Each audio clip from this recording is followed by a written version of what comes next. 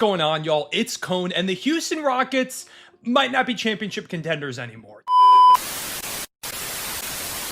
And this is a big deal because it's not like the Rockets couldn't afford to lose a player of Fred VanVleet's caliber.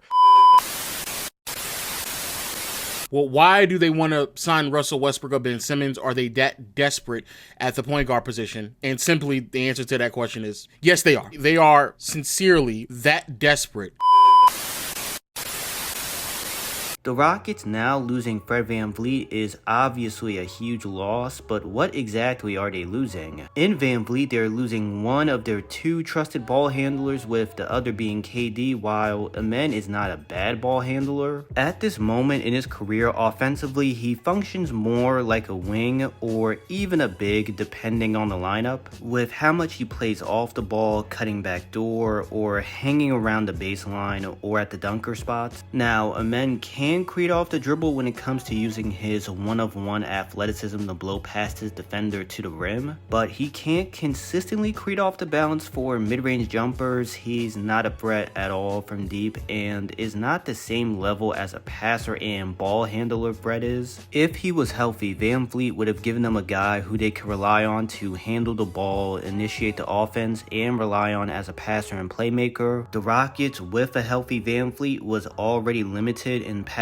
and playmaking. Sengun and VanVleet were clearly their two best in those areas. I know, you're probably saying, what about KD? While KD's not a bad passer and playmaker, those aren't his strongest skills. Now, before we get into the rest of the video, I would appreciate it if you could like the video, as it helps the video perform better in the YouTube algorithm, and subscribe. When KD has either been one of, if not the best passer and playmaker on his team, his issues in these areas are more highlighted, which have been even more magnified during his time on the Nets post James Harden and the 2 years with the Suns. That's why KD coming to the Rockets was such a great fit, because Sengun and VanVleet could handle majority of the passing and playmaking, while KD delivered the scoring punch the Rockets desperately needed for their half-court offense. So who could step into the void Fred has left behind? Well, that's where Sheppard comes in. A selling point of Reed as a prospect was he showed in college he can be one of a team's primary options as a ball handler and playmaker. As he shared those duties with Rob Dillingham during his rookie season, Reed showed in flashes that selling point could carry over. And coming out, Reed statistically was one of the best shooting prospects in recent memory. He not only excelled off the catch, he could also pull up from insane range efficiently on high volume, while his percentages in his rookie year say that didn't carry over. While he was inconsistent at it, pull-up shooting was another big thing VanVleet provided, because him and KD are the only ones that have a long track record of being threats to do so at the NBA level,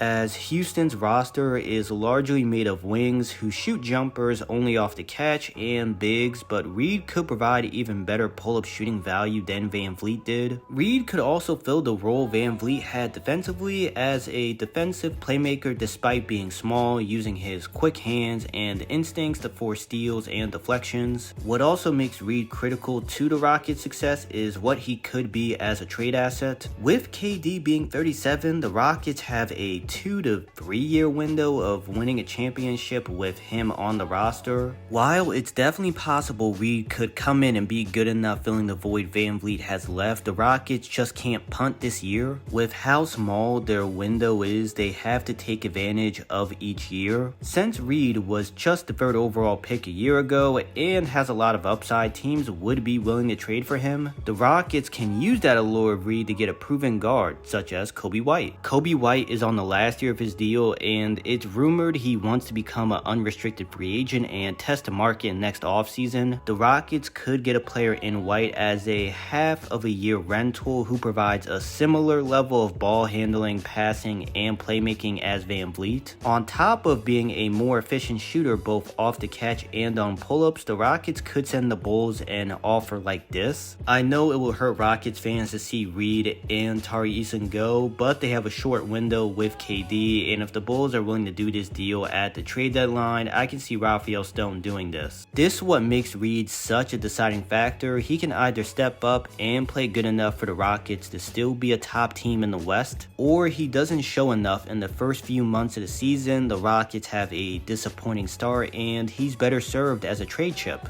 I appreciate you watching the video. Don't forget to like the video and subscribe. Let me know in the comments, do you see Reed Sheppard stepping up, or do you see him getting moved at the trade deadline for a proven guard? See you on the next one.